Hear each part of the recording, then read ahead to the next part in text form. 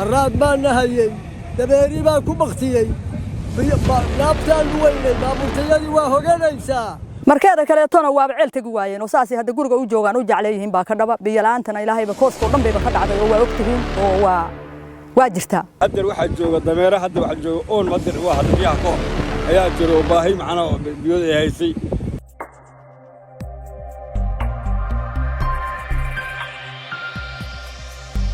gurmadka iyo garab istaaga shacabka tabaalaysan ee Soomaaliyeed waa qayb ka mid ah shaqada ciidanka BSF oo dharaar kasta u taagan ka warqabka shacabkooda. Ciidanka difaaca Puntland ee BSF ayaa in ka badan 1700 oo booyadood oo biyo ah ay ugu talagaleen abaarta ka jirta dalka ka qaybiyay gobolada Mudug, Bari, Karkaar iyo Highland. Deeqdan biyaha ayaa ka timi isku tashi ay sameeyeen ciidanka amniga Puntland. Ciidanka difaaca Puntland ee BSF oo ka duulaya abaarta kulul ee ka jirta dalka Omos iyo haraad biyo loo qabo ayaa ka ambabaxay magaalada dhaqaalaha Puntland ee Boosaaso iyaga oo ku wajahan degmooyinka Ufayn, isku shuban iyo deegaanka Dharoor oo ka tirsan gobolka ugu baaxadda weyn Soomaaliya ee Bari, halkaas oo ay ka soo yeertay qeyladhaanta abaartu. Bismillahir Rahmaanir Rahiim. Anigu waa Axmed Maxaa Axmed, waxaan u mahadcelinayaa ciidanka BSF oo u heelan had iyo gooraale gurmadka shacabkooda. waxaana u rajaynaynaa guul iyo barwaaqo. aad baan ugu mahadcelinaynaa xilliga oo 6 saac waxa ay noogu yimaadeen gaaramo. aad iyo aad bayna u mahadsan yihiin. Ciidanka ayaa isla markiiba bilaabay biyadhaan degdeg ah, waxayna dadka u kala hormariyeen sida loo kala baahi badan yahay iyaga oo kaashanaya dadka deegaanka. waxayna halkaasi ka qaybiyeen in ka badan 400 oo booyadood oo biyo ah, waxaana inta badan xoogga la saarayay dadka reer guraaga ah ee ku dhaqan dhulka aan kor ku soo xusnay. muddo hadda 4 bilood meelahan joogin aagaan xilli jilaal noqotay, xaaladdu waa iska adkaatay, sixir barar baa yimi oo shaalkii waa kululaaday, booyaduhu waxay noqdeen qarax. biyaha waxaa nala ku keenaa adugu yaantii hore 70 iyo 80 iyo wax saas ay ahayd.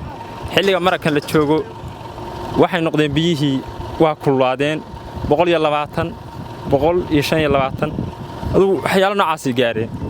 waana shaalka oo sixir barar baa hawada galay. maanta biyaha noo yimi aad baan uga mahadcelinaynaa ciidanka BSF biyaha noo keentay taliyaheeda aad baan uga mahadcelinaynaa. intaasi kadib ciidanka BSF waxay u jihaysteen deegaano kala duwan oo hoostaga gobolada Karkaar iyo Highland oo isugu yimaadeen dadka reer guraaga ah ee ka soo hayaamay abaarta baahsan ee ka dhacday gobolada dalka, gaar ahaan gobolada Nugaal, Mudug iyo Sool. waxaana halkaasi ay ka qaybiyeen ciidanka BSF biyo gaaraya 720 booyadood oo biyo ah. Bismillahir Rahmaanir Rahiim. magacaygu waa Maxamed Cabdullaahi Ciise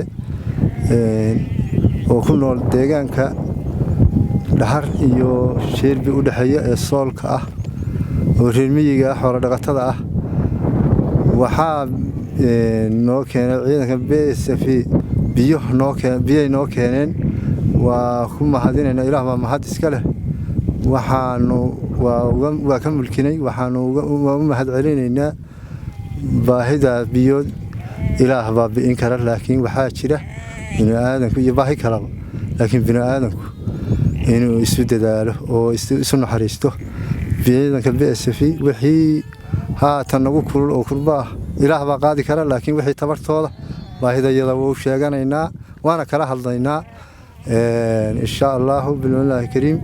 haddana kuwa ay noo keeneen oo biyaha oo muhiimkii ah waa ka mulkinay, waana ku mahadsan yihiin. ciidanka difaaca Puntland ayaa tixgelin gaar ah siinayay dadka ka soo hayaamay jilaalka ka dhacay gobolada dalka, waxaana ka mid ahaa goobihii ay biyo dhaaminta ka sameeyeen ciidanka BSF deegaanka Yibaayil, Yakayaka, Shire, Libow, Shaxda, Xaaji Khayr, Dhaxan Karin, Xasbahalle, Carmooyin, Higlo, Higla Caaro, Liqaan, Cambaar Hoose, Cambaar Sare, Adisoone, Muuse Cilmi, Caduura, Jimbacle, Gumare, Xerada Mudal, Sanjilbo, Guudcad, Ceelay, Sheerbi, degmada Waaciye iyo qaybo ka mid ah deegaanada hoos yimaada degmada Dhahar ee xarunta gobolka Highland. waxoodii wax kale Allah ku barakeeyo. ilaahay idankiis waxaanu ka baryaynaa gacalkii waxna tarayo noo soo gurmay Allah nooga dhigo. dhanka kale ciidanka difaaca Puntland ee BSF waxa ay biyadhaamin ka sameeyeen deegaano ka tirsan gobolka Mudug oo ay abaartu saameyn taban ku yeelatay waxaana halkaasi ay ka bixiyeen 620 booyadood oo biyo ah waxaana ka mid ahaa deegaanadii ay biyadhaaminta ka sameeyeen Jariiban, Ballibusle, Seemade, Godad iyo deegaanka Jeexdin.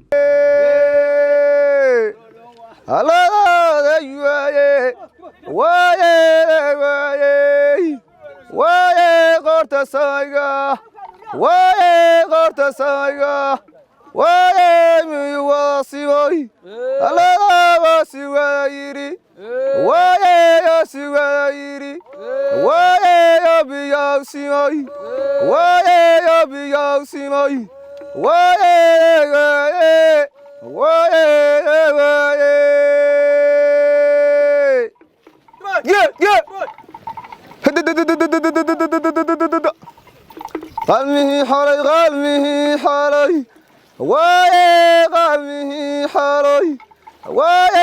حاردين